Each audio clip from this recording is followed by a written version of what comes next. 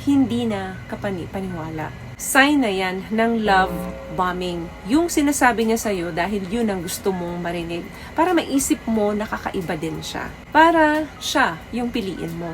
But in reality, it's a strategy.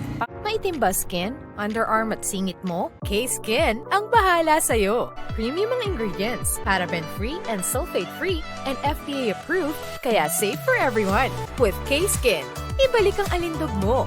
Huwag nang magpahuli.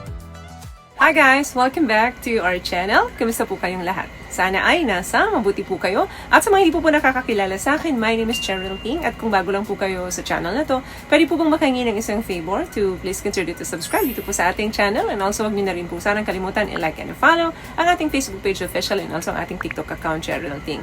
Maraming salamat po. And for today's video, let's talk about mga salitang pag narinig mo sa isang lalaki, tumakbo ka na.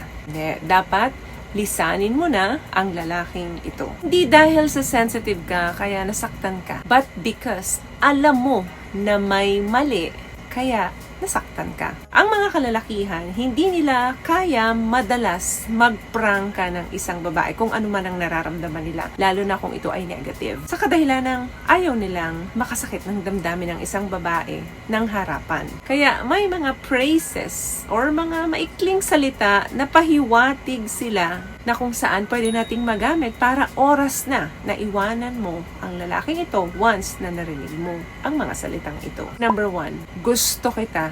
But, anuman ang kasunod ng but na yan, huwag mo nang i-justify pa. So meaning, anuman ang kasunod ng salitang but, it doesn't matter. I like you pero hindi pa ako ready sa'yo. I like you pero kailangan ko pa mag-focus sa career ko, sa study ko. Yang but na yan, that means hindi pa siya ready sa'yo.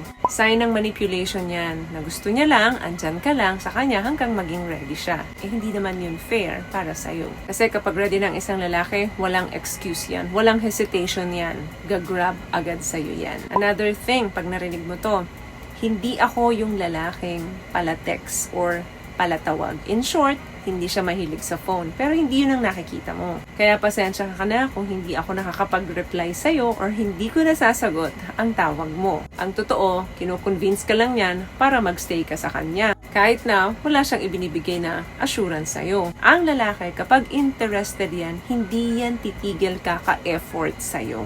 Para maging connected siya sa'yo. Hahanap at hahanap ng paraan yan para makapag-engage siya sa'yo. Kailangan niyang makip yung connection niya sa'yo. May mga pangilan-ngilang lalaki naman talaga na hindi mahilig mag-text or hindi mahilig tumawag. Pero hindi yung tipong hindi siya nagpaparamdam sa'yo whole day. Red flag yan.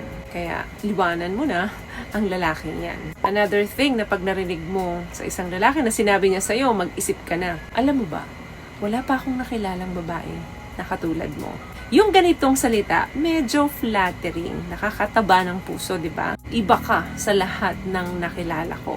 Ang problema lang kasi dito, kapag ganito kabilis ang diskarte ng isang lalaki, sasabihin niya lang sa'yo yan, nang after a few weeks, makikita mo drastic din yung pagbabago niyan. Imagine, hindi ka pa naman niya masyadong kilala, pero ganun na yung sinasabi niya sa'yo. Ilang beses pa lang kayo nag-date, pero kung i-shower ka na niya ng magagandang salita na halos lumubog ka sa kinatatayuan mo dahil sa sobrang kilig, hindi na kapani-paniwala. Sign na yan ng love bombing. Yung sinasabi niya sa'yo dahil yun ang gusto mong marinig.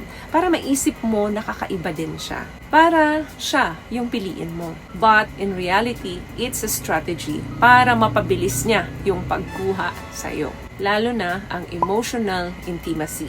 Gusto niya agad na mag-invest ka sa kanya emotionally bago pa makilala mo siya ng lubusan. Kaya pag sinabihan ka ng isang lalaki tapos kakakilala nyo pa lang na iba ka sa mga babaeng nakilala ko, huwag kang maniniwala. Isipin mo na lang, paano niya nasabi yun? Short period of time pa lang kayo nagkakilala. Ang real connection po ay hindi instant. Nangyayari yan slowly and gradually with time, effort, and consistency. What I love about this product, itong No More Dark Secret ng K-Skin, bukod sa may advanced whitening na siya na kung saan pwede niyang matulungan na pumuti yung mga singit-singit mo, moisturizing, meron siyang anti-irritation, antibacterial, maintain healthy pH level. Hindi lang pambabae, meron din po tayong pang-lalaki. Another thing, alam mo ba, wala akong naging healthy relationship before. Sa una, ang impression mo kapag sinabi sa'yo ito ng isang lalaki, ang honest niyang tao sa'yo. At yung vulnerability niya or kahinaan niya, ipinapakita niya kaagad sa'yo.